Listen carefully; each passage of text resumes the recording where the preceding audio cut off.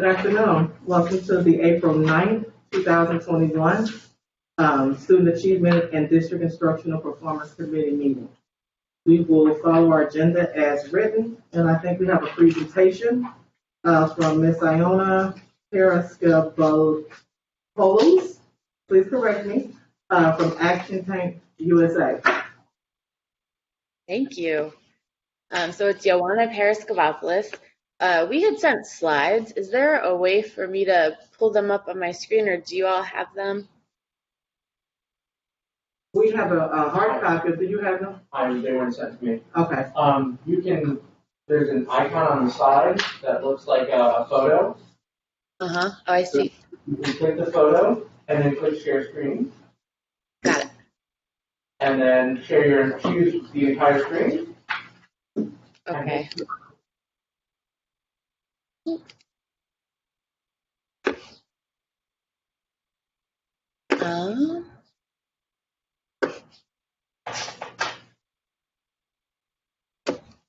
can also email me if that's easier for you. Okay. It's just saying I might leave this screen. I don't want to do.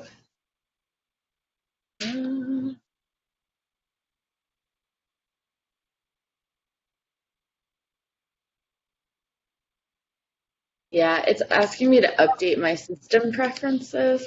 So if you all have them in front of you, that's fine. Is that okay? We do have a hard copy. Yes, you can proceed. Okay, great. I just wanted to mention at the top that one of my board members, Sarah Henry, is also here. So I will introduce us, talk a little bit about Action Tank, and then I'll hand it over to her because she is excited about this initiative and wanted to be involved and speak to you as well. So my name is Ioana Paraskevopoulos. Thank you so much for having me. I'm the co-founder and executive director of Action Tank. Action Tank is a think tank that partners with artists to research and promote new public policy solutions at the local government level. I'll tell you just briefly about why we founded Action Tank. So my background is I'm an attorney, and I, right after law school, went and worked at the federal government as a congressional affairs officer. I was there for about 7 years, and that's how I learned about policymaking and politics. In 2016, for family reasons, because I was starting my own family, I decided to move back home to Cincinnati to be close to my parents. And that is when I got involved in local politics. I served as chief of staff to council member David Mand for 3.5 years. And when I was in that job, I saw over and over instances of residents in Cincinnati who were passionate about volunteering for their neighborhoods, try to interact with City Hall and impact policy or practices or funding allocations. And what we saw was that most of those people, although they were passionate, were not policy experts because it wasn't their job. They were volunteering. They also often didn't have experience interacting with local government or basic understanding about how to engage effectively to achieve their ends. So after 3 years, I thought we should start an organization that helped fill those gaps in our civic infrastructure. Action Tank programs in 3 categories. The first is called Action Tank Academy. That's where we have a lot of our training series. Our most well-known program is called City Council School. It is a 5-month boot camp for engaged residents who want to run for office or who want to be better advocates at the local government level. We launched it last summer, and ended up getting an overwhelming amount of interest from Cincinnati residents who wanted to enroll. We got about 5 applications for each of the 25 spots that we budgeted for. We, in February, graduated our first cohort. We also, because of the high interest, put on City Council Night School, which is open to the public. It's once a month. And both City Council School and City Council Night School touch on topics of how local government works how do you engage to make a difference? How do you advocate to the public? How do you advocate to policymakers?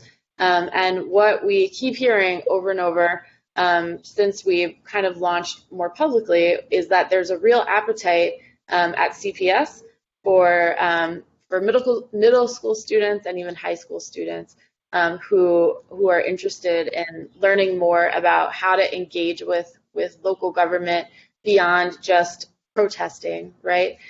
So people are interested in elections. They're interested in get out the vote for those older students who are old enough to vote. Even if they're not old enough to vote, I think they're probably still interested in a lot of the issues that are happening in Cincinnati. So I've heard from Craig Rush, from Clark Montessori, for example, and from Mr. Morosky, who is a school board member, that students are really interested in police funding and the police budget. Maybe they're also interested in public safety and getting more knowledge about the gun violence that's going on in different ways to combat it. So in response to hearing that there was this big interest from CPS students about how to get more involved, we came up with an idea for programming that could be helpful to CPS students. So if Sarah Henry is here, who's on my board, I will let her take over. Great. Over to you, Sarah. Thanks, Yana. Thank you for letting us present today. So what we're asking is that the CPS board, your committee, and then the board support a pilot program for this at Clark Montessori. I'm a CPS parent. I have a second grader currently at Sands, and I know that all of this would be beneficial to our students. I know I saw a lot of energy over the last several years around pedestrian safety and students. So something that could help make putting their desires into action at, as quote unquote, my child says, the adult level, could really be beneficial for all of our students. So what we are asking is that you support this pilot program, that we're able to have access to Clark Montessori, the venue for this, and potentially some basic art supplies to do this. Posters, paper, markers, things of that nature. And then if it goes well, that we could use that to expand. And the thought is we could make this as big or as little as we wanted to, as CPS is open to, but the intention would be, at the heart of it, is just to increase civic engagement amongst our students. So we thought that Clark would be a great place to start, given that Ioana has already made a connection there on that front. So that is what we are asking you today. Thank you. Thank you. Any questions or comments from committee members? Specific. This was directed to this committee from Board Member Morosky, which is why Ms. Ayana was put on the agenda. I guess my question for curriculum is: this already weaved into what we do with students anyway, with conversation, any kind of way? Perfect timing that we have our social studies manager. Yeah. We met Ayana the other night. And with Craig on Tuesday. This is Dave Trauber from the Social Studies Department. But this would be in alignment with probably the LINK project. That one of the big goals of the LINK project is to connect students with their community and get them involved in civic engagement. So we are already, like Craig and I met the other night, and they're going to try something out at Clark. And I think it'd be a great opportunity to offer this as an option for the LINK project. And we could talk further about what grade levels. I know you said middle school. The LINK project goes from 4th grade through 11th grade. And we do try to tie it to the standards of that grade level as well, some of the civic engagement standards for that grade level. But I think that would probably be the easiest opportunity in curriculum, for sure.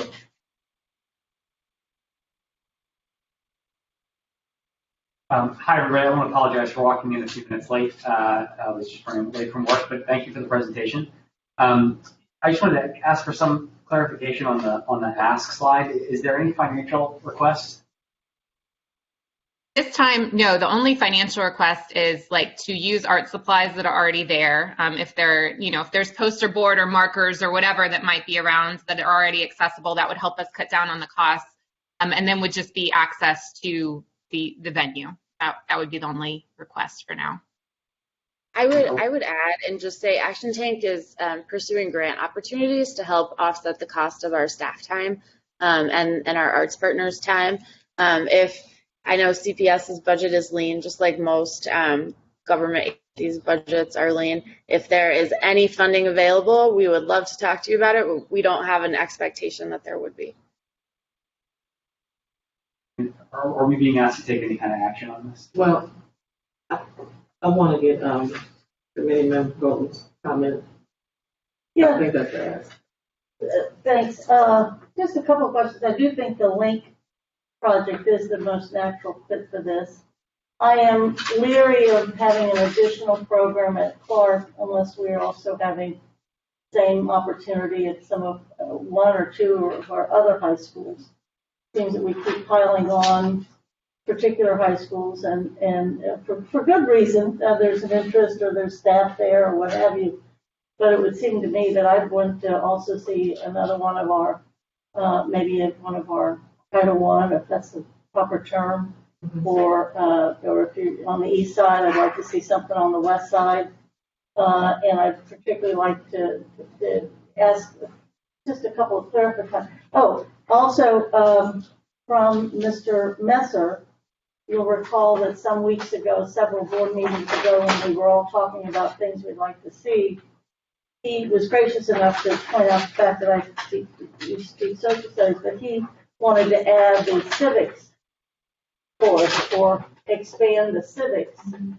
And I think that is another, if this is part of that, I know that he still has been talking about that. We know that the law is going to require, the state's going to require more financial literacy or make it a requirement or what have you. So the civics piece, if it's that and part of LINK, but I would like to see it elsewhere. I probably wasn't paying close enough attention. You need the art supplies for what reason? We are an art-driven organization. We use artists to help facilitate these discussions, encourage civic engagement. We find that it adds, you can correct me on this, but a fresher perspective, a more holistic perspective. It helps us think outside the box. And so art is central to our approach to civic engagement.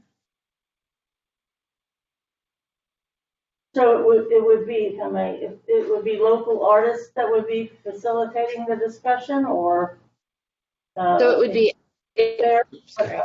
Having trouble. No, go ahead. So it would be Action Tank staff, so folks who have real lived professional experience working for local government, and then we partner with artists who facilitate artist-led workshops that are really designed to give students an opportunity to practice and engage creatively in the subject matter lessons that we kind of kick it off with.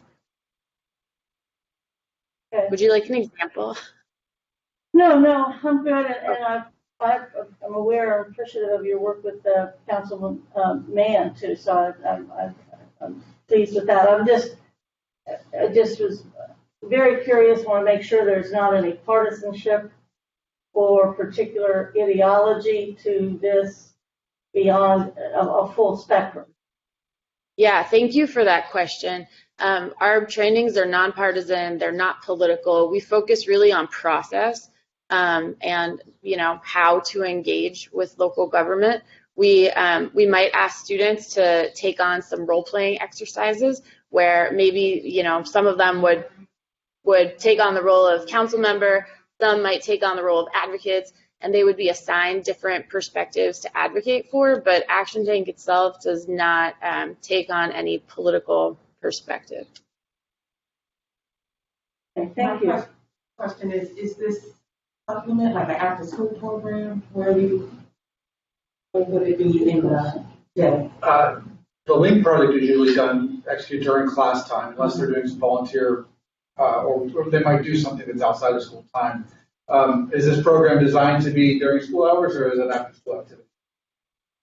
Or could it be flexible? It can be flexible, yeah. So, but if it's a school sanctioned thing, or if it's within the school day, it would have to fit within the adopted curriculum. Right. And, okay. Yes. Oh, I was just going to say, on most things like this, my position would be just to defer to the superintendent. And whatever she thinks is good for CPS, and I'm interested to hear her take on it. But would just see this as a decision for her and her team. But, even Pam, if you see that differently, please tell me. Well, it sounds like there's a conversation already going on about this before we even got here with the curriculum.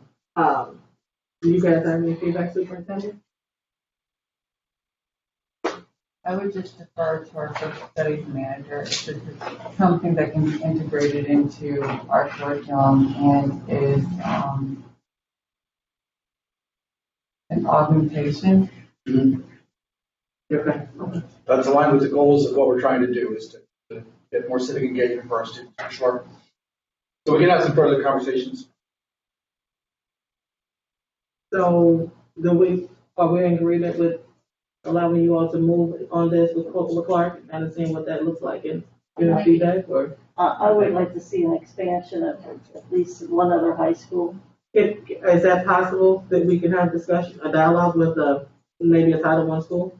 Sure. In addition to Absolutely. Clark? Yeah. Thank you. Bring that back.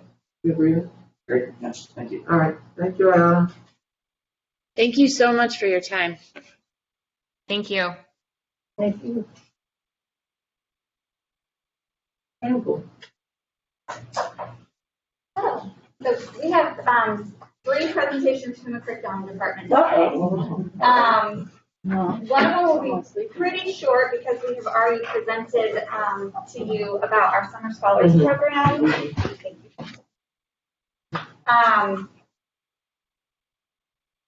So this first one is our Summer Scholars. This is just an update. We have launched our program with our schools. The dates that our students will be attending are June 2nd through June 30th. We already know that this is more than what we've done in the past, where we have really focused on remediation. This year, we've opened it up to all students, and we're marketing it similar to what we did in the past with the 5th quarter, with a really strong enrichment in the afternoon. If you go to slide 2, we are focused on a student-centered approach.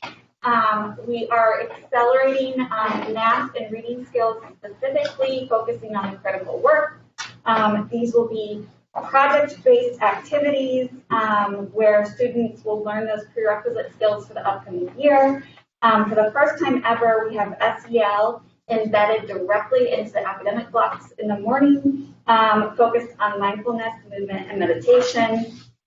If you go on to slide 3, we have been hosting personalized work sessions for buildings for principals to bring their teachers who they have staffed so far for Summer Scholars, and they get to work side by side with central office curriculum managers and build out their plan. The building seems to be having a lot of fun around it. Roselawn has themed this art camp that they're going to be doing. College Hill has personalized the invitations that the district has created for their students. We've worked collaboratively with Casey for enrichment opportunities in the afternoon. So an example that happened just last night was Kilgore just partnered with the Museum Center and Cincinnati Reds for their enrichment. So we've actually done a total of 25 schools as of last night, and we'll finish that by April 22nd. If you go on to page 4, we are working to make sure all of our staff are through the board by the 1st of May, so we're shooting for 80% by the end of April. And by request, we're going to offer one more think tank for principals to share, this is the progress we've made so far in our planning. and ask some of those questions that you didn't know to ask until you started the planning. We are taking each school and linking them up, if you go to slide 5, with a curriculum manager for the summer, where we can side-by-side post and make sure our students are learning what they're doing. So this is just an update. The final slide has links, and I sent this out in a memo as well.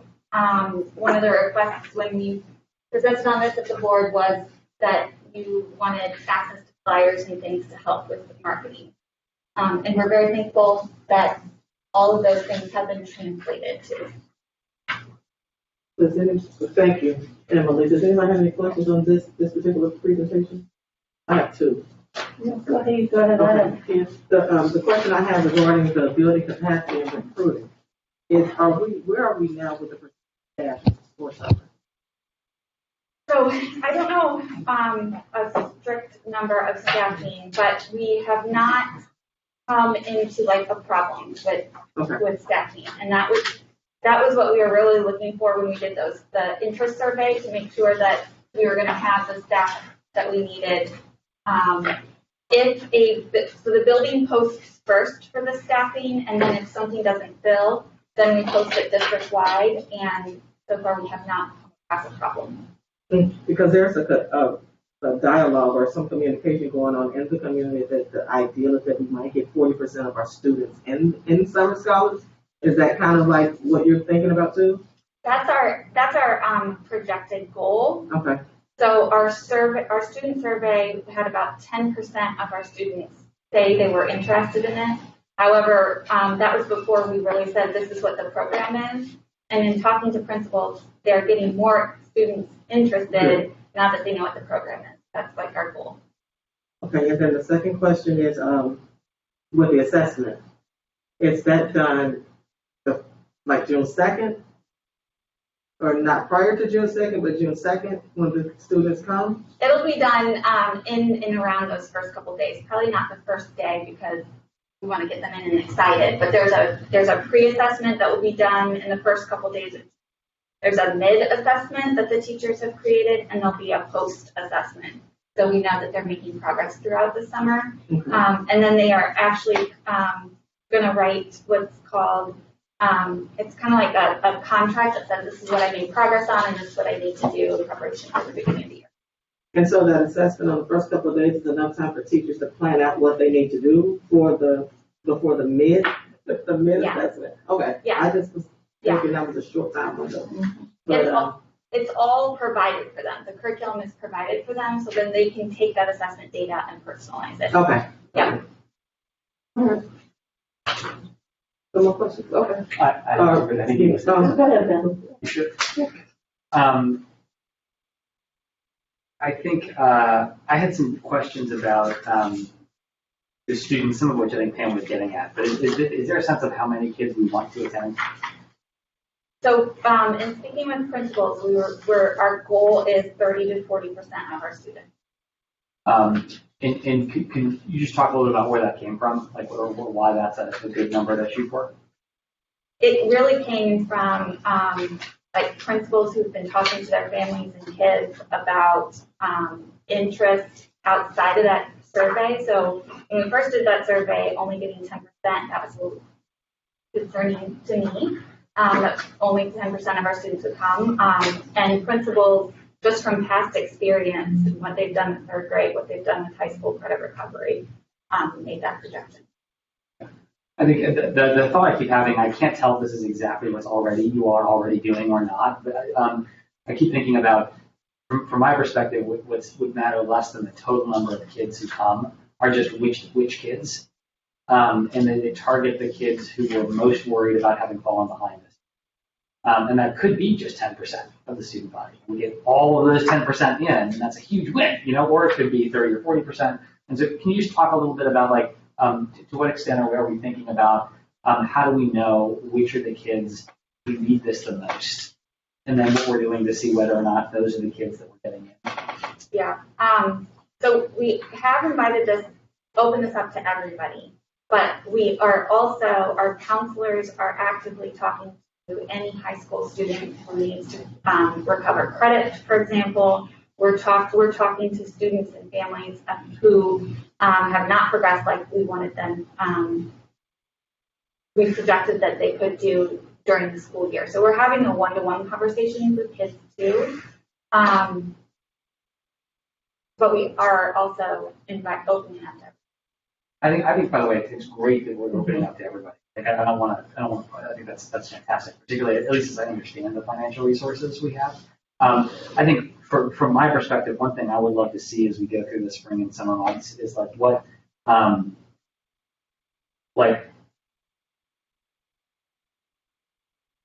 there are lots of ways we could do this. So like, I'm hesitant to say any one thing because you might have a better way of getting at the spirit behind what this request is, and I'm very open to that. But it's like, what's the number of priority kids, like across all of CPS, whatever. You could get at that number in lots of different ways, through like attendance or through like kids we were missing map data for, or from the council conversation we recommend. Or there could be some even better and easier way that you're thinking of that I'm not thinking of. But it's like, what's the size of that group we're most concerned about? And then what percent of that group are we actually able to get show up? You know, like that feels like a really important thing. And there are probably many ways to do it, some of which would require lots of work and some which require very little, you know, but some way of sizing, you know, how big is the most at-risk group of kids and how good are we doing making sure they're the ones who I can speak to that. Our students with disability, I think, are the kind of targeted and also compliant, so that's about 15% of our population. Curriculum and DSS have worked strongly together. They all have case managers and someone directly responsible for that IEP. So just to give you a number, I would say 15% of our population is the most critical. Now, as far as outside of students with disability, to be quite honest, I would say a good 60% of our student population is critical for not, and I'm basing this on math, reading scores. As far as high school students, as for seniors, our target is 85%. We were at 70%. We started after-school programming, a variety of ways for credit recovery. So that has increased to 77%. We're doing the next graduation audit next week to determine. So we moved from 70 to 77% based on what we're doing in the spring, and then we're going to target those students for the summer. So it just depends on grade level. It depends on what data you would use. It depends on compliance. So the state would say, definitely our students with IEPs are the most critical part of that. We were very fortunate in the district when we did the staff survey. There was a high percentage of teachers, intervention specialists that signed up. So not only are students can participate in the summer scholars program, but they're also, which is a separate program, in extended day. Extended year, sorry, not extended day, extended year program. So they are getting a double dose of support. In alignment with what Tiana, is there any idea of reaching out? I saw Casey was was part of the enrichment part, but we have resource coordinators in our schools, the majority of our schools. And then partners that connected with the resource coordinators.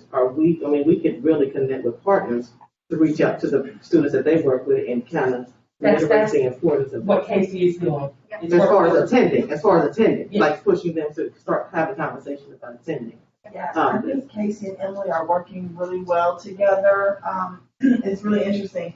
Some of the kids' desire to attend for the academics is based on what enrichment will be offered, and vice versa. Right. So we're having those conversations and then We targeted. Yeah. Oh, the number looks better than 40. Yeah. Ms. Bolton? Several things. The money that this will be is from the CARES Act. And do we have any idea what kind of percentage of the CARES funding will be used up in this summer? Because I would assume we may need another summer, next summer, to try to, and frankly, once people might get used to this, they might anticipate, and maybe there will or won't be CARES money then. So certainly raising. So we don't yet know how much this is going to cost, Jen. We do. Jen has the budget. I don't know the number. I don't know if you have the number, but Jen has the full budget from DSS to enrichment to the curriculum piece. But I don't know if we have all those pieces. Transportation, we're providing transportation to get students there. So we did submit a full budget, but I don't know if we have the number. I don't have the number off the top of my head, but the budget we proposed was high because we don't know exactly how many kids are going to attend. So as we figure out our final enrollment, we'll have a more accurate budget. I noticed here that there was we're looking to put something through April 26th or something. Our workbooks. Is that what you? Oh no. Staffing. 80% of our staff. Yes. We really think that 80% of our staff is going to sign up for a month of work? 80% of the whole staffing needed for summer school, not 80% of our entire staff. So what we're trying to do is make sure that we've figured out at least 80% of those people who are going to be working this summer and that they're through the board so that the final 20% can go through in May. And this is out of just the summer staffing. And that could vary, and I don't mean to push you on the money right now, but I'm just, because I have great concerns about the inadequacy perhaps of some schools and the over capacity, if you will, of other schools. And I don't want a headline that captures, well, of course, these schools were filled and these schools weren't. But you're saying you're going to match the number of staff based upon the number of students that have signed up for that specific school? Yes. Okay, and then we're going to try to staff them, we're going to apparently pay or not pay extended time or regular time, but my concern is it will match the student numbers, so we do not have a whole bunch of people there and no kids. Are children allowed or families allowed to sign up for just the enrichment half versus the academic half? Yeah. And is that really, that may need to be clear, because at least my little neighbors think that they have to do both the morning and the afternoon.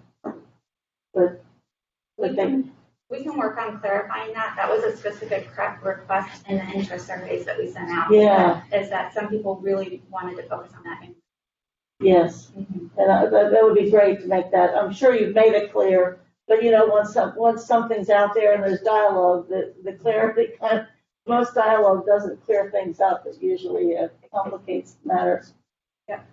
And you are using the where you have resource folks. Are you guys going to figure out a way to? Will you be able to approve the plans for each school? That is what we're doing in our sessions. Is we are going through a comprehensive plan, and then they submit their staffing, and then we have a small team that is approving their staffing according to their enrollment. And will you be approving also their programming? That's where we're working collaboratively with Casey. Casey's vetting all of the programming that's coming. Okay. All right. It'll be great if we can do it, and I'm glad that you're spending all this effort to get it done. It's needed. But my little limited experience, one of the things that's happened is that we need that social emotional piece for sure, more than probably anything, but also vocabulary. I hope we find a fun way to do that, because that's what I can sense is deteriorated with our kids. Without that, that's everything. Okay, well. Any questions? One last question about for me anyway, AP boot camp. Can you tell me where that's happening? Yeah, so in the past, we've been able to do it at a university, and this year we're going to focus on providing specific support at each building for students who are going to be in advanced placement classes next year. Okay, so how was that decided? Like who's going to, they already did their scheduling for next year? And so it's only high school? There's no 7th and 8th grade that are preparation for advanced academic courses, it's just for AP specific? For this is specifically for kids who are enrolled for AP next year. Yes. Okay. In all of the high schools? Yes. Okay. So, Go ahead. I think just totally before we move off this one, I really appreciate that Tiana and Emily about the kids you're targeting. When do you think it would make sense for us to get an update on what that total number is? We already have it. And then what percent of them are? We use a power school system, and we had a dead stop date. I don't know what that date is. Yeah, so it's after April. I think it's May 19th. That's when it closes. Correct. I think it's sooner for elementary than it is high school. High school is May 19th. We can look that up for you. Yeah, I think what would be seems like what would be optimal if this is possible is certainly to get an update once it closes, but then maybe once between now and then, so we can get a sense of how we're doing. We can definitely send you a memo That's great. with those numbers. That's great. Thank you.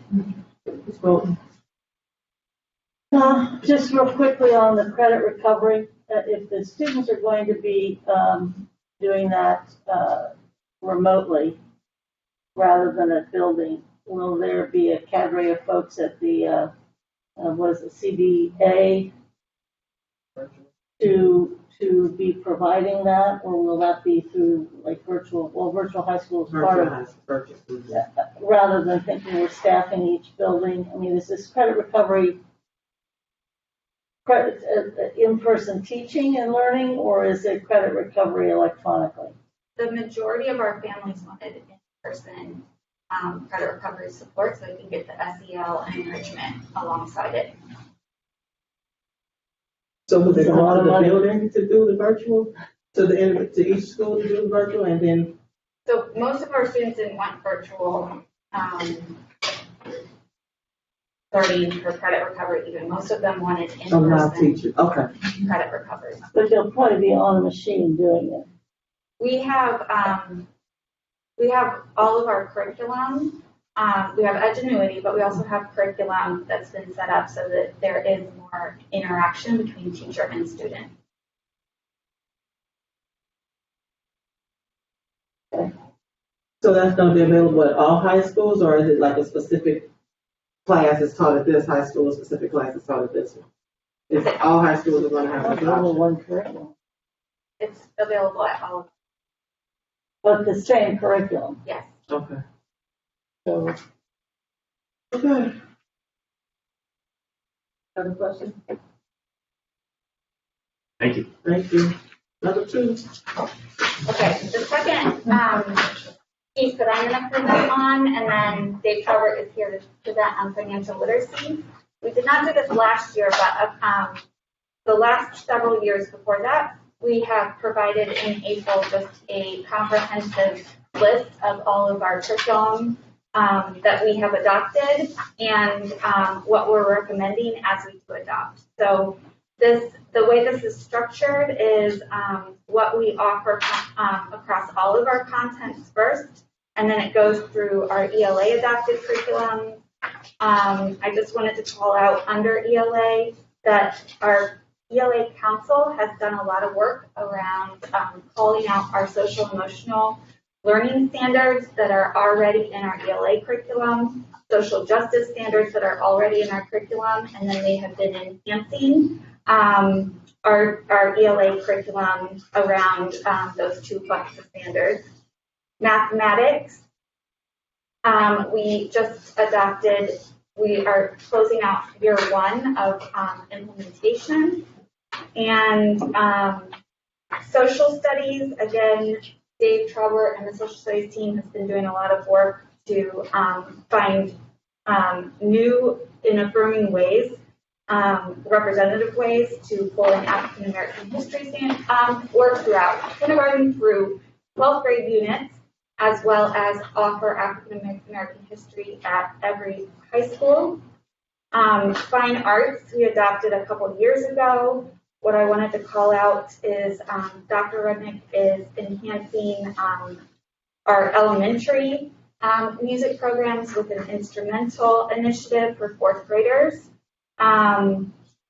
Health and PE have been adopted a couple years ago, and our request is to finalize our curriculum adoption cycle in the upcoming year, hosting world languages and science curriculum adoptions.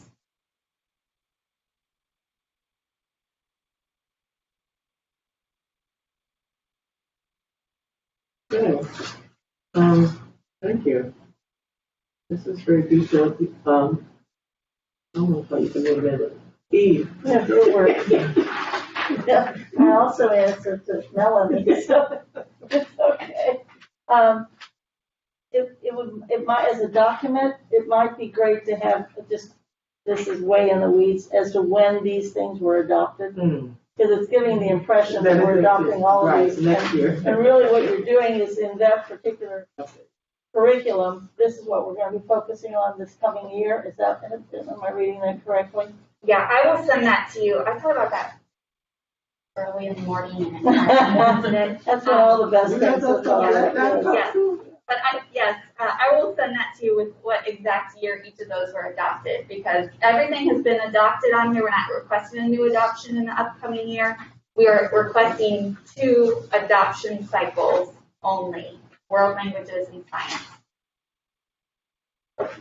Yeah, that would be helpful. Yes. I wouldn't want people to think we're doing all this. I mean, we know we're not, and I really appreciate what you're focusing on. I think that's I will helpful. send that over. And again, I really appreciate the curriculum work in the last several years too. The deputies and the directors credit. I just want to say thank you. I think curriculum is something that I'm trying to learn more about, and I think one of the resources I've been trying to dig into just a little bit is this organization called Ed Reports. You all spent that, as I understand it, they a nonprofit that reviews and rates different curricula across the country, and it's a big deal to be using curricula that's green on Ed Reports. Yes. And I went through ours, our ELA and our math curricula. And I just want to say That was, those were must-haves. So when we first put together our adoption cycles, we would get together with our councils, our steering, our teachers, and identify the must-haves. And no matter what, it had to be all green on Ed Reports as number 1. It's really, I have to imagine for a new teacher or someone who is new to CPS, being able to walk into a district with these kinds of. When I was a first-year teacher, a second-year teacher, a third-year teacher, there was no social studies, much of anything.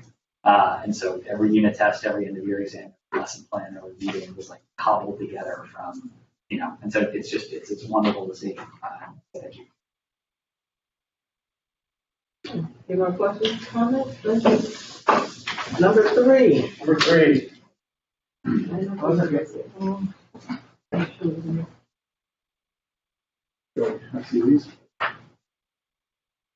So we take a look every year at our financial literacy. There seems to have been a lot of interest from a lot of different stakeholders into how we're handling financial literacy. And we have a lot of it that's already in place and good, but we always want to see how we can improve it. So today I'm just going to kind of update on as what we're doing this year and what some of our next steps are. So please go ahead, one slide, Rob. Pardon? We don't delay. All right, yeah, so we're bound, most of our stuff is bound by what the state requires. Briefly touch on how we currently build it into our curriculum and where we need to make some adjustments and what our next steps are. The state has 2 main requirements. The financial literacy requirements say that financial literacy must be taught in high school. It does not say assessed, so that is a way that we can build it into our government class, because government used to be a semester in most schools. Now it's a full year, which gives us a little bit of time to teach those financial literacy requirements. At middle school, the board was required to adopt a resolution, which was done, and that covers financial literacy at 7th and 8th grade. So real briefly, we just finished back in February our United for Teens Financial Literacy Week. We partner with Junior Achievement and the United Way. We put a volunteer in every classroom, every 7th grade classroom in the district, who teaches a lesson on financial literacy. We customize those each year. We take teacher data, feedback on how it went, and say, was this too high, too low, was it just right? And we kind of fine tune the lesson with Junior Achievement every year to customize it. This year obviously placed some new challenges, and we innovate as always. And our volunteers, we had about 20 volunteers, create videos of themselves teaching a lesson that the teachers then could sort of run, and they still could sort of be interactive with the students. And that went out to about over 2,000 7th graders back in February. Rather than having a financial literacy day, we had a week. And it snowed a lot that week. If you remember back in February. But the United Way recruits those volunteers. And then similarly, Junior Achievement has a program with our 8th graders. It's stretched out over 6 lessons that Junior Achievement recruits volunteers. They hook up with the 8th grade teachers and plan when they're going to do those 6 lessons, which the program is called Economics for Success. Junior Achievement has been a great partner. They have a number of other programs, not only in financial literacy, that are free. So there are some pockets of schools that use them in other ways. For example, a few schools have used a program called Global Marketplace, and a few others use a program called It's My Business. And those are 6th to 8th grade. But they also have some K to 5 and a few more high school programs that a handful of schools will participate in. They also have a job shadowing program that a lot of our high schools. At the high school, we partner with EverFi, who also provides a large list. I think I have a slide in here that shows some of the programs, not just financial literacy, but they do a lot of financial literacy stuff. That is what our government teachers, that's what's embedded into our government curriculum guides. And they typically do that at the end of December after state testing, and at the end of May after state testing. This year, it'll be loaded a little bit more into May because the pacing was off, and there were so many adjustments that needed to be made because of blended and remote learning that most of those teachers will do that. And we are going to capitalize on it by EverFi has partnered with Fifth Third Bank, and they're going to offer at least one $2,500 scholarship to one of our students for participating in the venture program the week of May 7th. And they have to write a short essay to sort of apply for that, but they have guaranteed at least one scholarship for one of our students. All right, thanks. And then these are some statistics of our EverFi program. The one that I want to call your attention to is this one in the middle here. It shows that 5 schools have so far given that engaged with that unit. That number is expected to complete all the high schools in May after testing is done. Like I said, normally half the schools do it in December and half do it in May. I think most of them are planning to do it in May this year. But the next couple of slides show that it does have a good impact. The main program they use is EverFi Financial Literacy, and you can see that we have those are the standards. The orange line is after they complete the program, where their competency is in each of those. So that's a pretty successful program. And the next one shows their other program, Venture. It has an even bigger knowledge gain, and that's on entrepreneurship. So we're excited to use those programs and expand opportunities to see what other ways that our EverFi partners can get some of that programming in. Go ahead, Rob. We do have personal finance or financial literacy classes in about 6 of our high schools that about 600 students enrolled in this year. I know that 2 schools are adding this as an elective for next year. They've already submitted the paperwork to do that. So that is an actual standalone elective, and that is offered either through the business or the social studies department. And as I mentioned, EverFi and Junior Achievement have a number of other programs that teachers can engage with. Some schools have their own specific programs, and community partners. We get a lot of requests. Some of them come from leadership, some of them come from the board of other partners who want to engage with our students. And our policy, our kind of process for that is we bring them to our steering committee and or curriculum councils to see, is this something we want to look at as a district-wide? Is it something we want to engage with, like our previous presenters, as a link project level? Or is it something that might really tie into one specific school, like the pilot? For example, the FCC had some players that were involved in a financial literacy program, and we kind of steered them down the track because they're in the neighborhood. And sometimes it's a good fit for a specific school. Sometimes it's something we want to consider thinking about as a district-wide thing. We know that there's a good chance that financial literacy will be required by the state as a course, a one-semester course. So we're thinking about how that will fit in and where we will get the curriculum for that. The advantages to a lot of our partners, Junior Achievement Never Fight, is that they are free. And we need to check out, like we did hear from, not just from Speak Up, Speak Out, but there's a big ask from our students to say, we don't know how to adult, you know, that you hear that phrase a lot, like, what's a checking account? How do I do taxes? And that's embedded in our financial literacy standards, but to hear our students say, kind of like the African American history, we're not doing it right if students still don't think it's there. So we need to make sure that it's robust and that it's really taught well in that curriculum and in the government and in the standalone courses. And then to hear more from our students, not only, like I said, Speak Up, Speak Out was very specific about some of those engaging skills in financial literacy. And one of the things that we really, they really need to know and make sure we're providing it. And again, I think we talked a lot about middle school and high school, but we do have a number of programs that are offered at the lower grades, K to 6. They have a lot of lift in K to 6, so we want to see how that fits in because we do think it's important to start those financial literacy skills as early as possible. Thank you. Before you go, I just want to inquire about the K-6. Yeah, I know that some schools historically have used or have partnered with UC Economics for the STEP program. Do we know if they're still doing that? There was a lot of financial literacy. I remember going to an event where there were some other school districts that were actually learning about stocks, and they had the trading thing going on. They did that. Our students never got to that level. We got a little bit further, but we didn't get to that level. We were in entrepreneurs and things like that. But that is one of our partners. That we, okay. I don't know specifically how many students were engaged with that this year. I know that they had to do it virtually, obviously, instead of going to the big convention center where they all got together on the day. But that's certainly something to look into expanding and making sure that more students have the opportunity to participate in that. Right. It was a school-wide kind of an incentive approach also, which I thought was great at that level. Okay, thank you. Ms. Bolton?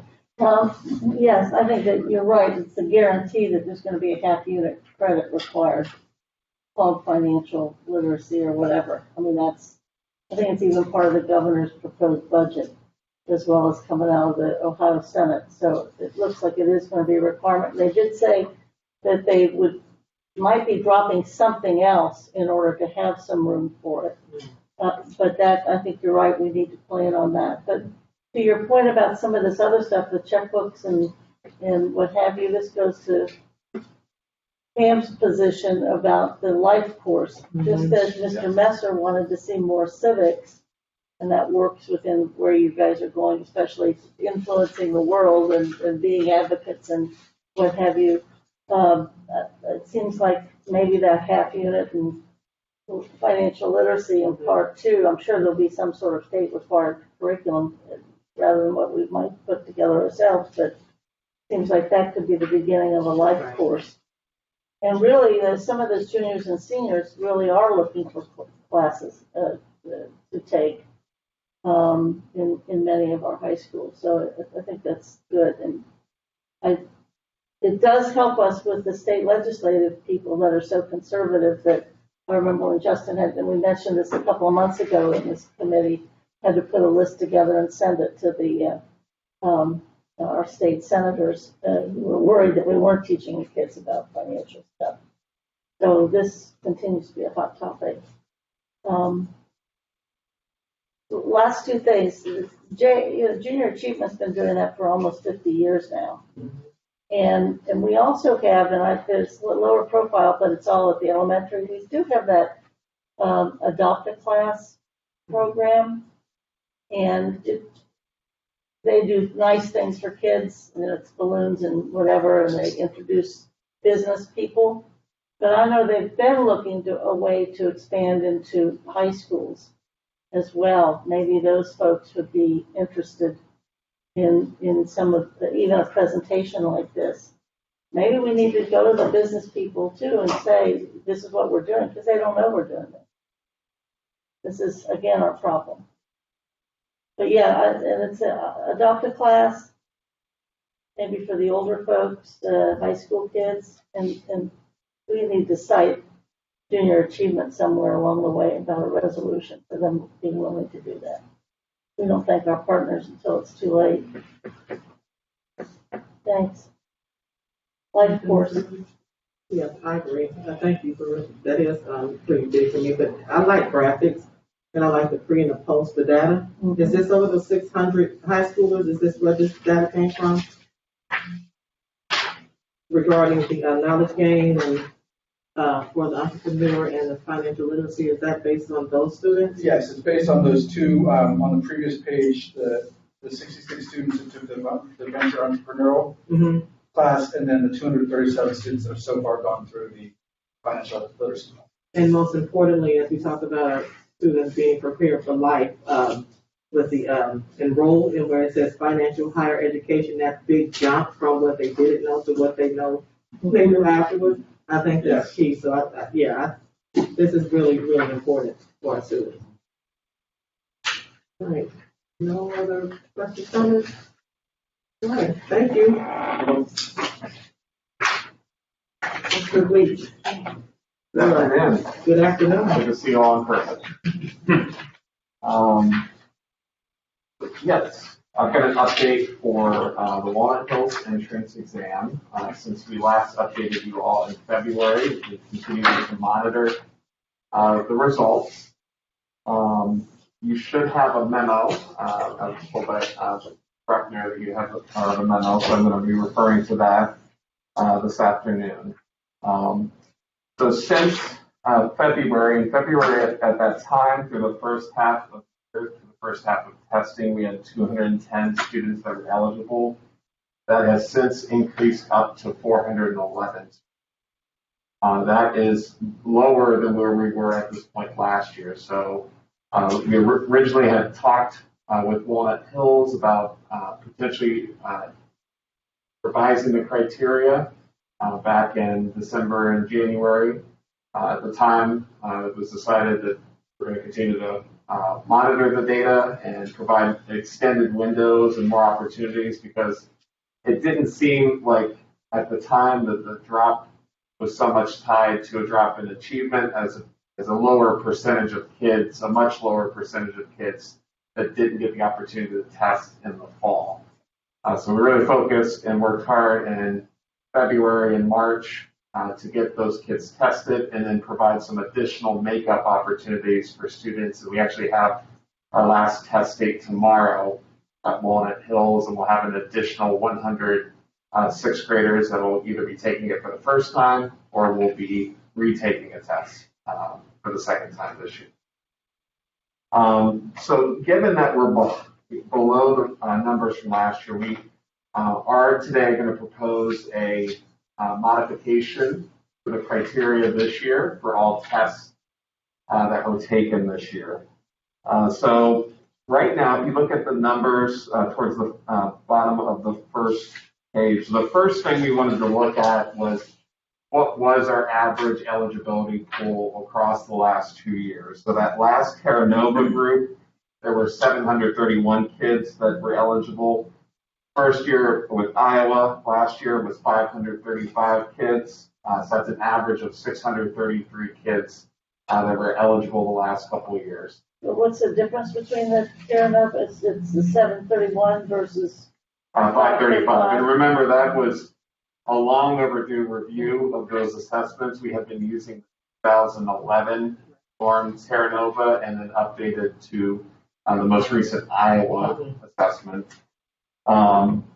We also wanted to look at what the average enrollment is, because of course not every student that's eligible ends up going to Walnut Hills. An 8th grader or a 6th grader that tests at SCPA, for example, might decide to continue on to SCPA. They have an eligible score but don't enroll. So typically we found over the last couple of years, 63 to 70% of the eligible students end up enrolling at Walnut Hills. So the second bullet there, 421 students, is the average enrollment for current 7th graders and current 8th graders at the building right now, or as of December of this past year. So the other factor that we needed to consider was, well, first, so we were up to 411 eligible students through winter testing, and that includes some recent, our March SCPP dates at Walnut Hills and some recent in-school testing in February and March. And then we've got another 100 students approximately that we anticipate will take the test tomorrow morning at Walnut Hills.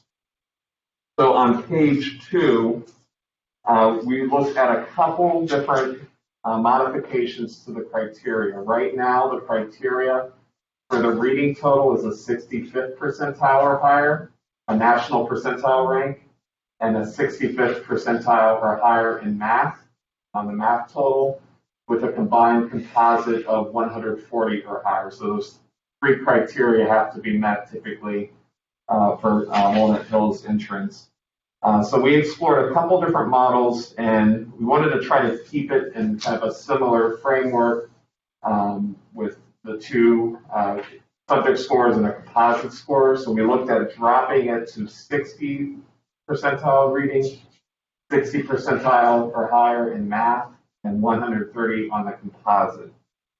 By doing that, that increases the number of eligible students right now, up 48 students to an eligibility pool of 459 students. Thinking about what that might look like for a final enrollment in an eligibility pool, it could be anywhere from 472 to 537. That's if none of the students this weekend are eligible or all 100 become eligible. Most likely, based on typical passing rates, we're looking at a range of about 472 to 537. It'd be 459 if no students pass, and 559 if all students were to pass this weekend. Now, of course, not every student enrolls, so 63 to 70% was our range over the last couple of years. So under this adjustment, that could end up looking like 297 students in the 7th grade class next year on the low end, 376 most likely on the high end, and that puts us closer to that 379 enrollment that we had for this year's 7th grade. We looked at the demographic breakdown for the students on these models. It does increase it by a few percentage points by demographic group.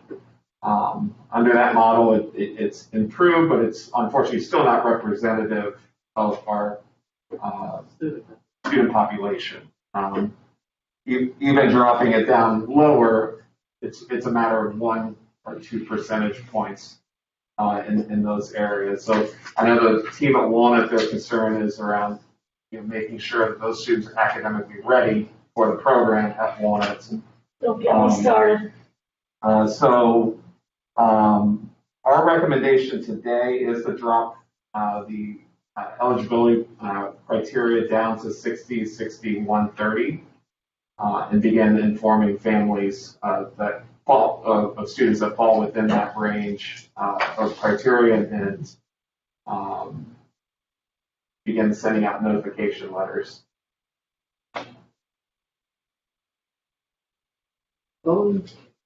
Having lived through this a few years now, first question, Give us the reason that we changed from Terra Nova to Iowa. When I came into this role in the 18-19 school year, it was the 7th year of having the Terra Nova contract. And in those 7 years, there had been no formal review of those tests or updates around that. So, I think a lot of people attribute it to the switch to Iowa. It's quite possible that we would have had a drop as well if we had just updated to the more recently normed Terra Nova assessment. In actuality, too, the demographic percentages, when you look at the 8th grade group at Walnut, who was Terra Nova, and the 7th grade group at Walnut, who was Iowa, it's actually a slightly more diverse group of students, but again, not representative of the overall 7th grade population. So the numbers went down last year for both white and black students, but the percentages actually went up for Asian students and Latinx students last year. And that's because Iowa has the flexibility that we can give a Logramos assessment, which is a Spanish trans-adapted version of the Iowa assessment. That's a gifted assessment. And through COGAT, which is not used for Walnut Hills, but is a gifted assessment of cognitive ability, we can use the subcomposites of the COGAT to identify.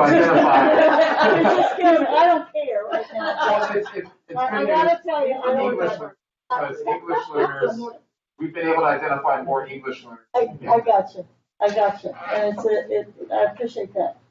What the community thinks is that we changed tests to reduce the number of kids getting into Walnut.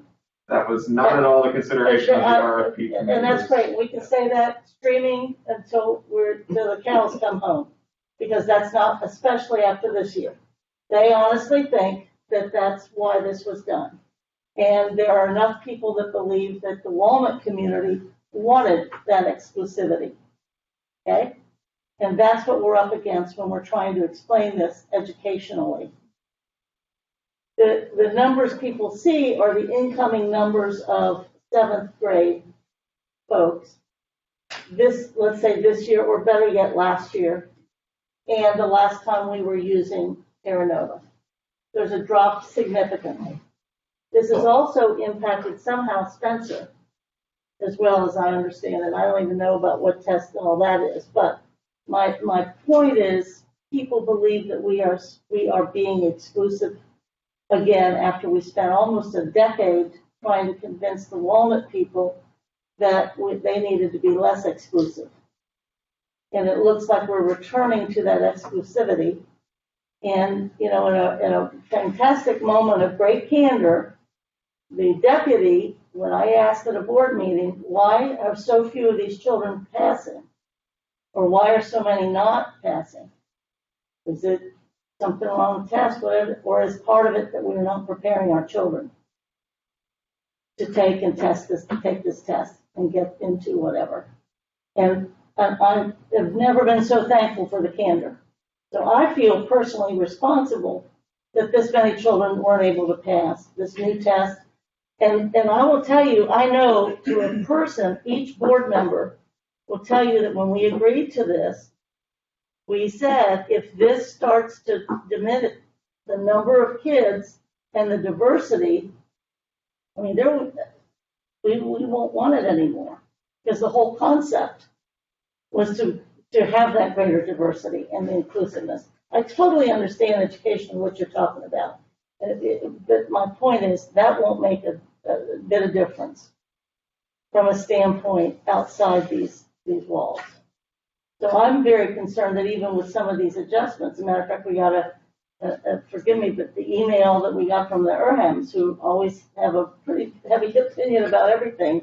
Okay, what if you even use the same kind of percentage or measurement that you were using with Terra Nova? How many more kids would that be? Not using Terra Nova, but using that standard, those numbers. And so they had tried to figure this out, but I'm very concerned about this, because we're not being able to punch through the air that's out there as to why we're doing this. and why we did it. And I'm very concerned about that. I think we share that concern. Mhm. In that case with the concordance study, we'd be talking about dropping the threshold down to 45th percentile in reading currently nationally, and 53rd or 51st to 53rd percentile nationally. Yeah, and that would get you to the same, does that get you to the same area as Terra Nova was? Is that or how I've does not that? how do you- crunched those numbers. I don't Apples have that and data oranges, available. One thing that we've looked at last year anecdotally around, not anecdotally, we compared MAP results from the fall of last year to Iowa results from the fall of last year, same population. It was 266 that met the Iowa SCPP criteria using MAP. It was 260. So they're very similar numbers in terms of two nationally normed assessments that are slightly different in their structure. And, there's a reason why in the past the district has preferred Iowa and Terra Nova as gifted assessments versus a MAP, which is accepted.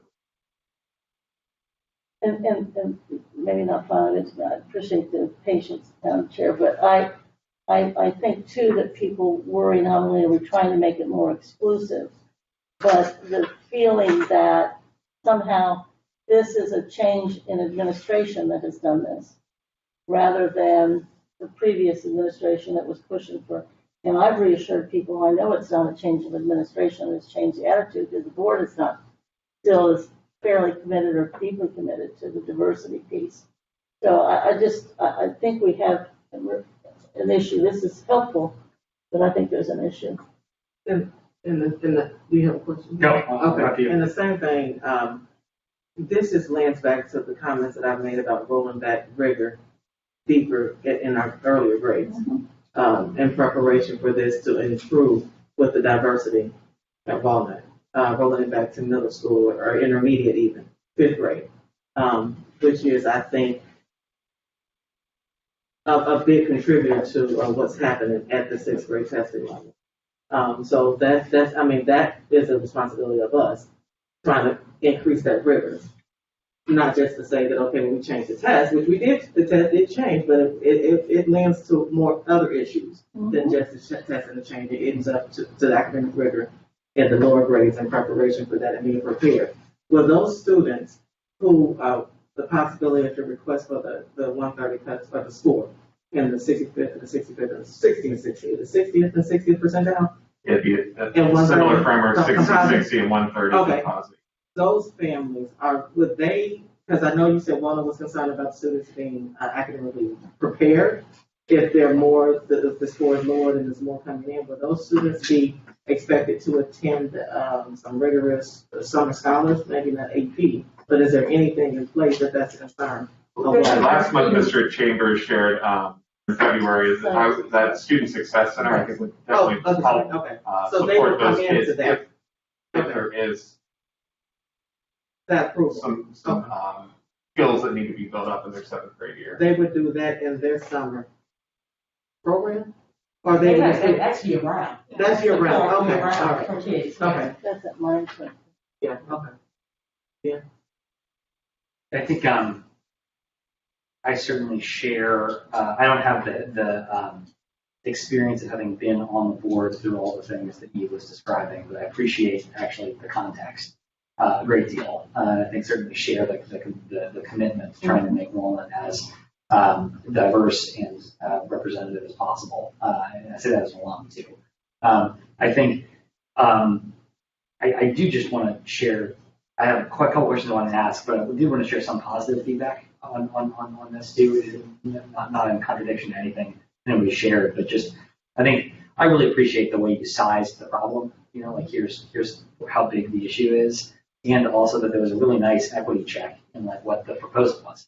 Like I was sitting there thinking, gosh, I wonder what impact this would have on the racial composition of the student body. Here's the impact of that on the racial composition of the student body. So I just want to say I appreciate that. And I think on the recommendation itself, like it feels to me like we're still short kids. Just looking at the numbers, like we're 200 kids down. If I read the first page right, which made me think this was what I think might also be another idea around some of the equity pieces. Are there other decision rules And so, one, I don't know that this is right or wrong, but I was just wondering, like, if we're short, I'm sure my numbers are going to be wrong, but if we're short 200 kids, let's say we have 20 elementary schools that are majority low income. What if we give 10 spots to every one of those schools, to 10 kids? That would get us 200. It would certainly be in line with everything in racism policy or equity policy. And we could be thoughtful about making sure that those 10 kids, want to be enrollment. But have you all may have thought about this already and decided it was a terrible idea? My colleagues may hate it, the superintendent may hate it, but I wanted to at least ask: is a decision rule like that something that people are talking about? We actually considered a few, and we collected across the nation. New York has a big push. Part of the issue is twofold, right? We have to increase student achievement early. So that's one. The other part, we are using a culturally biased test. So what we have done in the past was continue to adjust the requirements to get in. That's how you got it. So we're here sharing our recommendation based on one, we want to be accountable for increasing student achievement. Two, if you are open to that, now you're talking about tradition and norms, right? Of not relying on a test. We have all the data. We have all the school districts across the nation that we've been looking at. So we didn't go far out that way. We gave you what Ms. Bolton shared, what you have done in the past to continue to adjust the criteria to allow more students to come in. But we have several models that we have considered to do that. And one of the models we're looking at, instead of national norms, you can look at your local norms to determine entrance to one. And there's some research that shows that when you use those local norms, it's more closely aligned to the federal intent around identifying gifted and talented students. I mean, I think just to close this part out, I don't want to take everybody else's time. Usually I try to take the position of the administration should have a perspective on something and a recommendation. You came with one. I appreciate that. I don't want to say you always have to do something different. I think that I just wanted to ask whether you considered this idea of spots for low-income schools. And it sounds like you hadn't, not because you didn't think about it, but because you assumed the board wouldn't be interested. And I get it. First of all, is that right? Yeah, I think it's definitely something we've thought of. Some of the other sides of that model is we probably need to consider a cap for enrollment because you could see a much larger number of students if you, it depends on the model. If you kept some part of the current model where you did make students eligible based on a standardized test score and they were at the 65th percentile or higher, but then you also kind of had a set number at each building for the top 5th percentile at each building, you might have more students than typical, but then there would also be, I think, a more direct concern about the capacity for a 7th grade class and how to select those seats across kids that have that local norm, but also maybe are at the 65th percentile or higher. So there's a couple different models that we've looked at. We looked at 60-60 for this year. It only picks up 4 more kids from the current recommendation. I guess the thing I'm just saying is whatever you all think is going to do the most in service of what we care about as a district, including our anti-racism thing. I'd like to see. Whether that is real similar to what we've done in the past, radically different from what we've done in the past, and that I'm just speaking for myself. And I want to say I appreciate all the work you do. Ms. Bolton. I think we are a couple hundred kids short in an already overcrowded building, and we've change tests and we change percentages and all that stuff. But from a community standpoint, if you start reducing necessarily the size of Walnut, you're going to have a negative impact on the district, both its enrollment and its stature. I think if we do this safe seats here, I think, and I don't like to be the one to ever defend the Walnut culture, but I think you'd be setting those kids up for not failure, but for an additional burden, because they would be seen by the Walnut culture as a real departure versus how us manipulating percentages on a test. I think that's your safest way to make the kids be welcomed. I do think it's shocking. Really interesting. I think it's really. I don't know if I agree. I think. Yeah, think about it. I just, having lived through the beginning of the affirmative action. I was going to say it's just like affirmative action. Yeah, and we still with it. So, and that was great. I mean, that was good. But under these circumstances, I just think the culture would negatively respond. I do think you're hundreds of kids short based upon what we wanted to be able to see.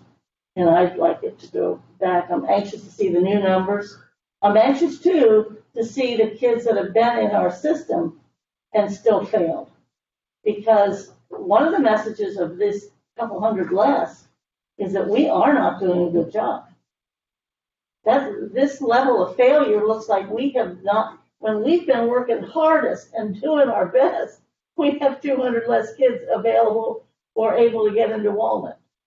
And you know, I try not to be too protective of Walnut. I'm out there with the other 14 high schools, but I'm just saying this isn't working. This may be internally sensible, but this isn't. The community's not buying it, and we will lose more families. So am I hearing you correctly about considering adjusting the percentage more to? Yes, that would be this one person saying, if you look at the enrollment piece, look at where the community is, and you look at the number of children that are our kids, not just coming in from outside, that somehow under this test didn't make the grade, I think that's a problem. So I would rather manipulate the percentage than, or adjust the sentence than save the seats. What percentile are you thinking of? Because I hear you saying, Justin, that even adjusting it to 60 only picks up a little bit. Yeah, we dropped the composite score.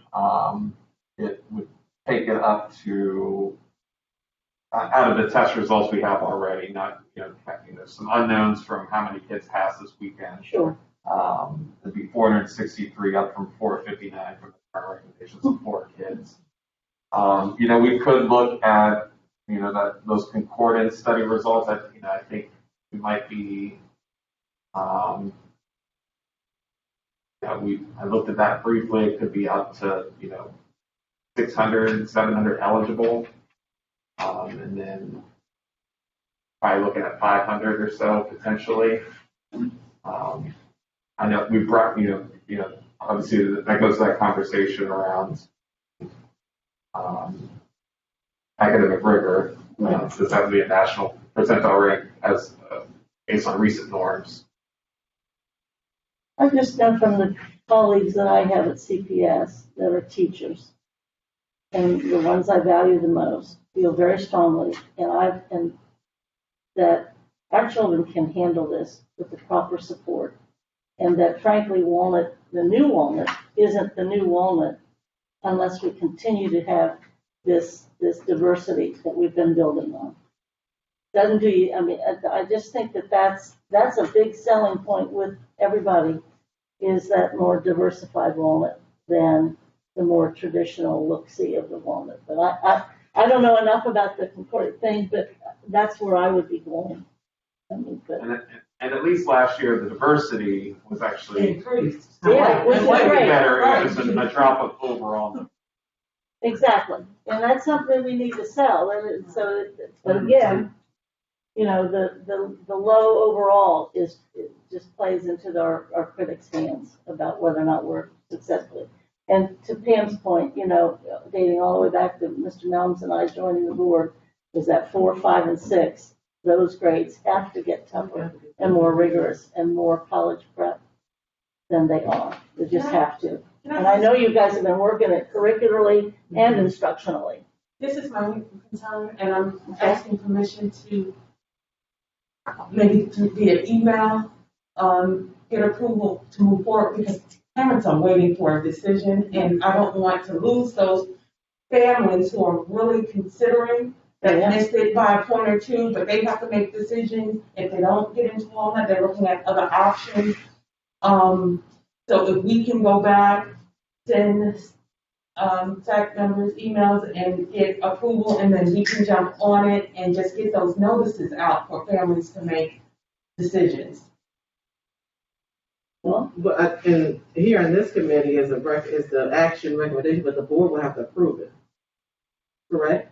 Board might not have Board to approve does it. not have They to would have approve to it? hear our recommendation. Okay. And they would have to see if the superintendent, the deputy, and everybody believes that this is something But that wouldn't be until next Monday.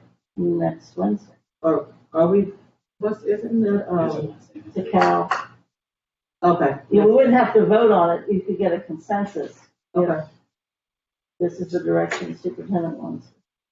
And Needs to be the direction of the board. before you go, Ben, I wonder about, just to keep in mind that this is a COVID year.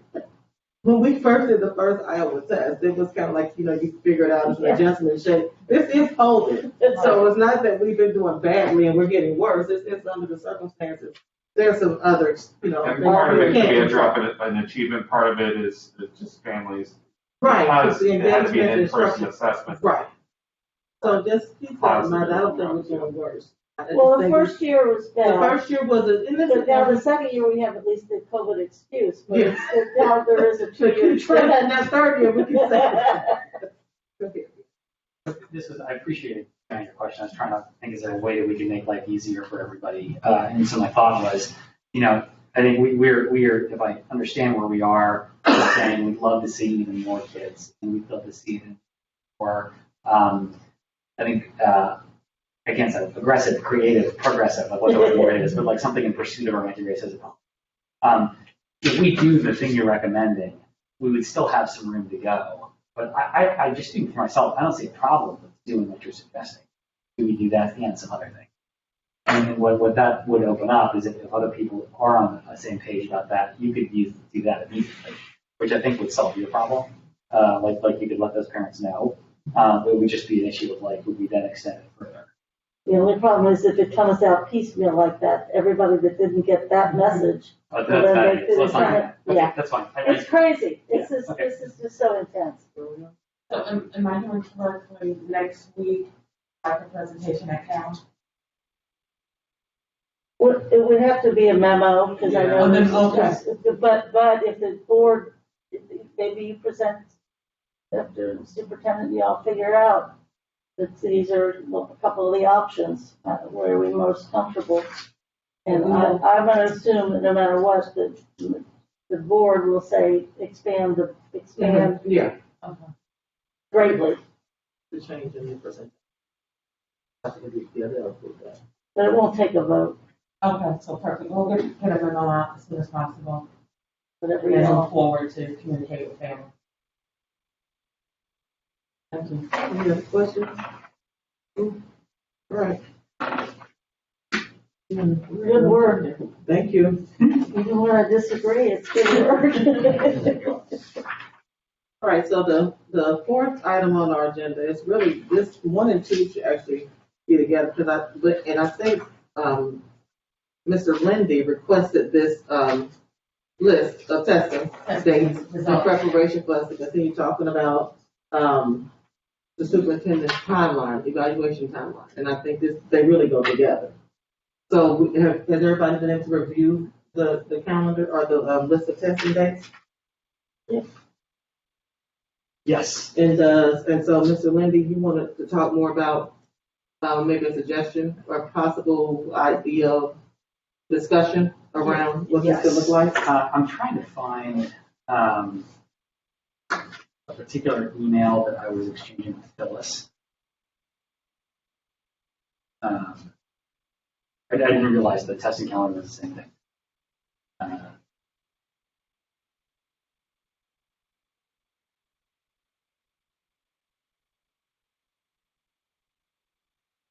If this takes me too long, I don't want to waste everybody's time. I think, first of all, thank you for sending the information. I thought it was great. Very, very, very, very helpful. You want the calendar? No, I have that. It was the assignment. Because the other thing we talked about last time was asking the superintendent and Paul to come back with some reactions to their thoughts, reflections, and reactions to the proposed different timeline for the evaluation. You remember this? And we want the superintendent's. Exactly. Yeah. So I'm frankly super interested in hearing from the superintendent. Okay. And I just wanted to preface this by saying, like I'll probably say this a couple times tonight, that I'm really grateful for Laura's leadership and think she does a great job. And that there's nothing in what I'm trying to explore around timeline that's any kind of negative judgment whatsoever. I think particularly in the context of this year, I'm just incredibly grateful for her leadership. I think we can make the job easier. And one of the reasons I'm asking about this is I think this would be a great step in that direction. But I'm very interested in hearing what she thought of some of the questions that came up last. I was trying to pull up those questions for everybody, but that's what we're. So the state assessment results are released in June, and then there's some cleanup work, and then usually we receive the final designation by school overall results in September. So my thoughts are, whatever your decision is in terms of the timeline to evaluate the superintendent, I'm sure will be fine.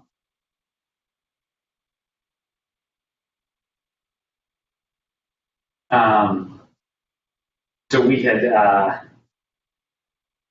think it would be helpful if I find this. It's going to take me a second. Is there anything else you want to ask about? Or I think we had determined that the policy as stated works for the March date March 1st, right. as an employment status rather than an evaluation, and that prior to the academic year, the superintendent would submit with our dialogue and her expertise prior to that academic year that we have those goals. So those things don't change, at least timeline-wise, but in the intermediate or in the interim, from that, like August to March, and then March to August, it's probably the superintendent's best call to say what would be. I heard you say September is the final information that comes in. This is what's all shaken out. Justin, can you confirm when we get our final results back? Yeah, so those results that we get in June are from the spring test, but they're not, there's a lot of cleanup that has to happen on that because some building kids, by building. Yeah, some kids might be taking it for a second time. So the final numbers come back on the report card typically in September. I do have a question. Yes. So is the board's intent to evaluate me this year based upon the spring 21 results in which the targets were not set? No, all for the No, this is next year. No, all for the no. And I was able to find it. Okay. So I think the piece that I sent to Phyllis was great about asking me for the specific questions. The things I sent last time was, could Laura share some reactions, reflections, thoughts on the following ideas for a revised evaluation timeline, all of which would not start until, if we did it, wouldn't start until the end of this summer to set up the next school year that hasn't even started yet. And the basic idea was like sometime around August 1st, to be changed or modified by whatever the superintendent would recommend. The superintendent would propose a set of measurable goals for the upcoming school, so that the board could look at them and provide feedback. Somewhere around September 1st, could be sometime different depending on what Laura and the administration thought. The board would approve the superintendent's goals with any revisions offered by her or by the board. Somewhere mid-year, and there was a question about what would feel good instructionally regarding when we get certain assessments back, but this would be a date that Laura would choose. We'd have some mid-year review looking at progress against those goals, where the board could provide an update on employment status.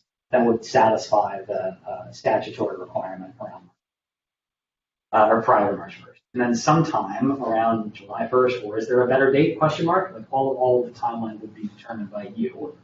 The board would complete the superintendent's evaluation, based at least in part on progress. So those are the questions that came up last time.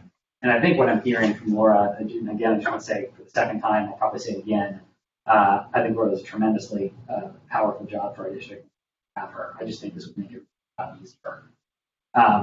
You know, what I hear her saying earlier is that, you know, so long as we're not, you know, changing the bar on somebody midstream, which I don't think this is doing, you know, should be open to it. But I wanted to check that was actually. So with this be, there's a state goals that you are measured on also, superintendent. Would that change if we're thinking about these different dates based on testing, based on test scores, or would that actually be done in March? The regular. Should only have one evaluation as such. So the March But there are 1st, different phases for it. so could that be a phase one? The March 1st is the phase one, and then you're proposing this is a phase two? Yeah, I was thinking like the things that feel important to me, or what's behind this is that we set up a situation where we can make the evaluation responsive to Laura's recommendation for what her role should be, and that we can have some student learning data that informs that. Right now, we're not doing that. Right, we don't understand that. But it's tricky because we got to get the March 1 thing right. But what I liked about this idea is that it would do the things that Would only add the idea that we would have made decisions about the coming year in the budget. Mm-hmm. Okay, and we will be 3 months into a fiscal year before we finally get together. But that's always been the case. It's always been the case. Yeah. I could see where if it suits the superintendent to have board superintendent dialogue preliminarily before the academic year begins, sometime in August. And probably if she's going to know better than we are how to outline where we think we are, because they will have made some determinations, whatever. And then after the data comes in, then you refine that. Yep.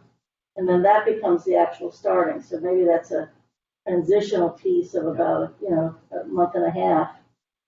But that dialogue starts long before, because it'll be carrying through from the budget discussions of priorities too. But we do have to have some of the state stuff, because I think it's important too. Yeah. Because we're going to be holding our teachers to some sort of state standard. And I would imagine our principals too with the new OPES. Some of that's all state standard. But I mean, that would be before the academic year. Or would that, if we're doing it in August, and you do a broad outline, or less broad, more narrow, and then we make adjustments based upon the data that we get. Longer time to kind of think it over longer months, because I think right now I thought that those proposed outcomes were due in June. I have been in the past when they do in June, but now it's like it gives you a couple more months. Ben's point, all of these, there's too many years. There's the board year, there's the fiscal year, there's the academic year, and then there's this calendar year. I mean, so no wonder we're all so confused. I just keep thinking, like, if I were in Laura's seat, like, before I set any targets for the current year, I want to see how we did the previous year. Like in that. But that's just the testing results. Right. But There's a lot more to it. It's probably 60-80% of whatever she's going to know, where there's so much else, whether it's the culture, whether it's, so that just is the finishing touch. That's why those tests could be a tweak more than they are the fundamental, the foundation, especially with our whole child effort. Yes, frankly. Just want to make sure you're all aware that this year's report card will look similar to last year's report card. The federal government has stated that states can apply for a waiver. Ohio is applying for that waiver. So ratings and letter components will not be a part of this year's report card. Data that is available will be reported, but percentages of students tested will be much lower than a typical year. And that's ODE is respecting health and safety decisions and not setting up a system this year where families that are fully remote will have to come in to test. And just a report card piece, there will be this interim report card, so to speak, for the next 2 years that does represent somewhat of a departure from the ridiculous report card. But at least the BASA people and the OSBA people, and even to a degree Fordham people have started to come together. I guess that's going to be legislatively passed. But it's an interim one. It's not the long-term one that we want to see, but it's far better than where we were with those letter grades. I'm sorry, Ben. Mr. Henry? I was just going to say, I just want to be clear about where I am on a couple things. No desire or interest from my perspective to include the data that would be on that report card in any kind of evaluation. It's all forward looking. None of this is about what's happening so far. I think the second thing I wanted to say is, I think part of why I'm advocating for this is I think it puts our superintendent in the driver's seat around being able to say, given what we care about at CPS, these are the small number of things that we think are going to be the most important that we would be able to talk about on this timeline. And not everything will fit in there, right? That's what we saw in the memo. There's some data that comes back in such a way that it wouldn't be useful, but there are others that might be. But that all the recommendation on what those could be could come from leadership, which I think is the right place for it to come. And so I think the only question I have is I think what I would love to be able to do is sometime May-ish, which would defer to others if they see a different timeline, that as a committee we could be making a recommendation to the board that would adjust this in a thoughtful way, in a way that is totally okay under the things required in Ohio law, and the superintendent also supports. And if we're there, great. If we're not there, I just want we find something that meets this. I would just say that we just gave the broad outline and let the experts figure out now what to do, because we kind of have our timeline figured in. I think we're always going to be a year behind, but we always have been. So are we giving ourselves an assignment? Would we be expecting them to come back in May, the experts to come back in May, what that looks like? I think so. What do you think, Dan? Can you just explain it again? I want to make sure I totally. When she said let the experts fill it out, we've already given them the timeline, so to speak, but it's in this conversation. But is the idea that the superintendent will go back and work on that part? I think the idea would be that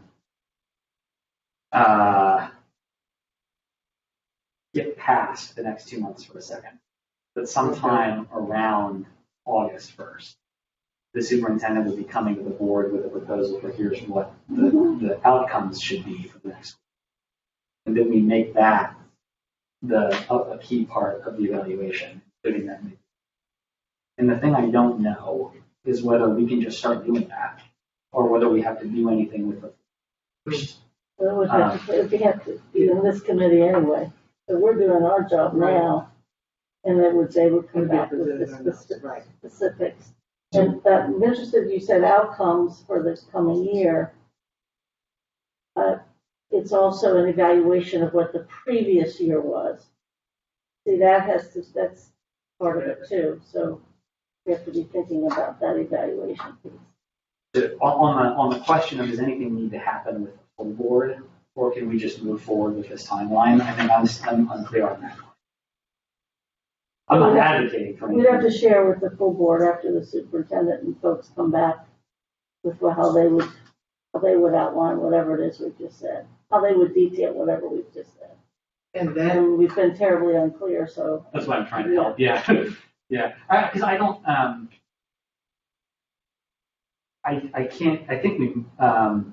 What if you played that out, Eve? What would the administration come back with? a timeline that says that in March, according to our policy, we, have with the superintendent, an employment status.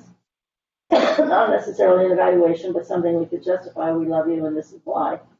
Sounds good. That would have to be March. And then before the academic year starts, she would have to kind of give you're talking about predicting, or she would have to give us some of her goals for the coming year. And those coming goals could, for the coming year, be adjusted after we see the final test data. And then on those things, that's when you might create the evaluation. Yeah. Because you're evaluating the previous year, but you're also asking her, I think this is right, Laura, to predict, to guide us as to what the next year. Although a lot of that guidance for the next year is happening when you're writing the budget. Yeah. So what I hear you saying is what the administration would come back with at our May SAC meeting would basically be, we had talked about these very general, like somewhere around August 1st question mark, or sometime around, September 1st question mark. What would come back from the administration next month are like what more specific time they would feel comfortable with. What could the superintendent be doing with that time frame we've given? Yep. And then we would talk about that and then having that conversation. Because we have to end this sooner or later. I fully support that. So again, historically, the outcomes and measures were per call, they were done by June. So now we're saying that we're pushing this to August. The superintendent, correct me if I'm wrong, superintendent, but the superintendent and the treasurer and the leadership team or whatever project what the next year is going to be like when we pass a budget, because we're funding it. That's when they're outlining what the next year is going to be, generally or specifically, even with dollar amounts. Then in August, the superintendent would be starting the dialogue with us, or ending it, or saying this is how it's going to be, board. Prior to the academic year, this is what my goals are. We've already made the determination about where the money's going. We've already had that guidance. Given where we landed last year, here's what we think we could accomplish with Yes, and then she brings her goals for the coming year, and we maybe tweak it if necessary after we get the little bit of the big test stuff done. And then she works through those goals. Mid-year, she presents here we are before my March meeting. If we get through the first semester or so, here's where I think we are along these goals that I've set. And then by June, she's completed the year. And the issue we don't know is where you specifically want her evaluation to be. You want it to be at the end of the school year, which was the first suggestion, or are we waiting until September? We know when the goals. We know when the goals. Yeah, we know when the goals are. We know when her status, as far as employment status, is happening. We know when they have to outline the coming year. We know those months. The issue is, are we evaluating her at the end of the school year, or are we evaluating her after the September data comes in? And so it sounds like maybe one good thing to do would be to let her pick. Let her, absolutely, because we don't know enough to do that. And then the answer to that question could come in the next SAC meeting. And then based on that. And to your point, specific dates instead of whatever. Yeah. And it's when the superintendent wants to be evaluated. Is this the best question? Yeah. I just, for Laura's sake, I think this is I a heard her say conversation. September a little bit, but. Yeah, I have had to work very hard to make sure I was following everything we were about, and I just wanted to see if Laura had any questions or disagreed with anything or had any questions. I wouldn't give her that much latitude. It might be scary. You might really.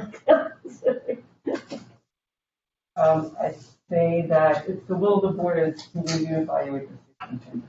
And you may want to review my contract to see the contract language and it said about my evaluation. Right. Was there a particular section you were thinking of? Yeah, Which it's there. section? It's not just policy, it's a contract thing too. Will I know it when I see it if I go back through it? Yeah. Do we have a copy of it? Oh, sure. Get Mr. Lynch to give it to you. So what's the assignment for the administration, I'm sorry, to come back next month? Or do we have it settled as to when you all will decide to do the evaluation? You're deciding You that. decide. Okay, well, I already have a timeline scoped out Cool. based upon your conversation. Can you want to bring that back next month or? Yep. That'd be great. And then the other action is just to make sure that I didn't want to use the word contract, but yes, that has to be figured into it. Mhm.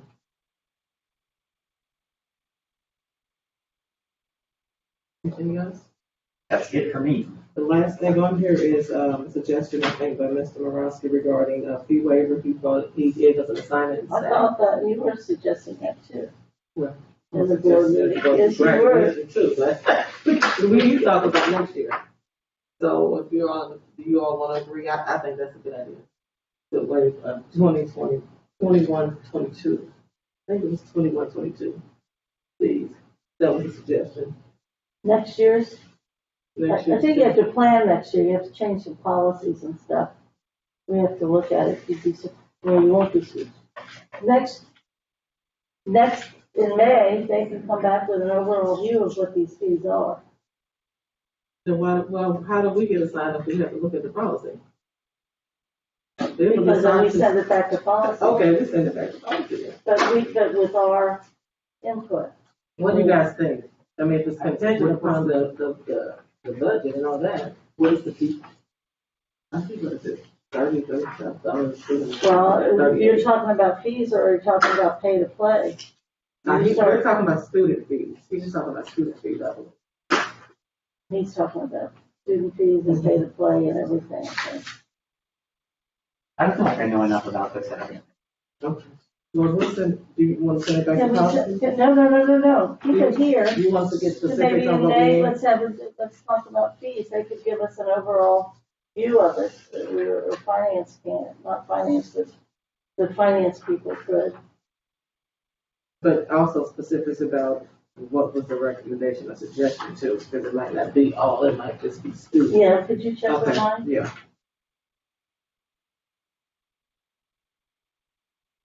So we are not waiving the student fees for students this year.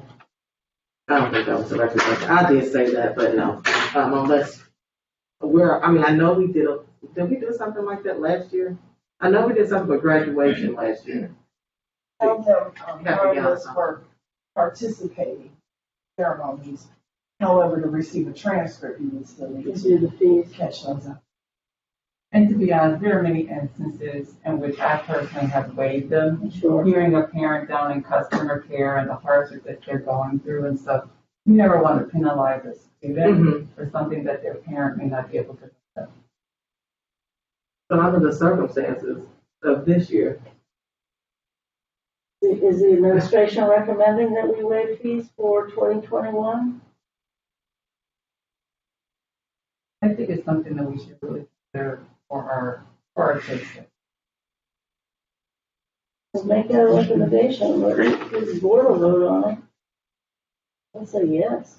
and then the action for the, I don't know, who does the fee, who gives us a list of the fee, the amount of fees in the district, as far as like what people are charging. Collection and stuff, Who does it? the treasurer. The treasurer, maybe we can get that from the treasurer for next year, and then we can talk about that. Well, next school year, that I would add the whole pay to play fees. Well, it's a breakdown of everything she's gonna give us. Yes. Okay. But I think that's great, Laura, if we can waive the fees. There are things though that, we still have to be accountable for devices that are worn up Yes. or never come back. So we are going after those things, but those are like excessive costs. But I think other fees, especially instructional stuff, because we've been in back and forth and distance learning, I just don't think that it's fair to ask our parents to have to pay for school fees when they're already going through any hardship. It'd be great. And this is inclusive of graduation, those fees also, not just your regular school fees, I'm thinking. Or no? There aren't any specific graduation fees. The cap and gown? Well, you got that on your own. They got on their own, okay. I thought that was waived last year. You did, the student fees. Okay. So that you can Okay, I got participate it. in the ceremony. Okay, okay. And just if that's the next board meeting when we're allowed to vote, if your recommendation to put in there, Okay. it's on your recommendation, not on the board's recommendation, but on your recommendation. This year. Cool. And we'll follow this stuff. All right. And then we'll think about next year, next month, Right.